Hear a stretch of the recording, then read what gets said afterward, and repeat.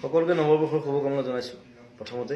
আৰু সকলোৱে জানে আমি প্ৰতিবাদী কাৰ্যসূচী অব্যাহত ৰাখিছোঁ কেয়াৰ বিৰুদ্ধে। অহা 5 তাৰিখে 5 জানুৱাৰীত আমি আমাৰ ডক্টৰ ভূপেন হাজৰিকাৰ সমাধি ক্ষেত্ৰৰ পৰা এটা সমদল উলিয়াম আৰু সাংগীতিক সমদল, য'ত আমাৰ চিঞৰবাখৰ নাথাকে কিন্তু মিউজিক থাকিব, ঢোল থাকিব।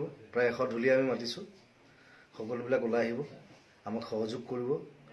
গোটেই university, Cotton college, B Borooah college, Pandu college, যিমান কলেজ আছে তাৰ পৰা ছাত্ৰ ছাত্ৰী আহিব।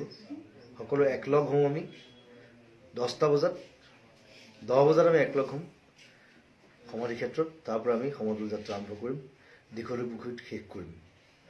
মই থাকিম, গোটেই শিল্পী সমাজ থাকিব। আমাৰ আহ্বান, আহক একেলগে প্ৰতিবাদ কৰোঁ এটা ভিন্ন ৰূপেৰে। 5 তাৰিখে জানুৱাৰী 10 বজাত ভূপেন হাজৰিকা সমাধি ক্ষেত্ৰত। Love you. আৰু আমাৰ লগত গোটেই দল সংগঠন, গোটেই সদস্য, ছাত্ৰ সন্থা, AGYCP যিমান আছে সকলোৱে জইন কৰিম বুলি কৈছে। সকলোৱে আমাক সংগত হ'ব আমাৰ লগত। সেইকাৰণে আপোনালোক সকলোকে অনুৰোধ জনাইছোঁ, সকলো আহক।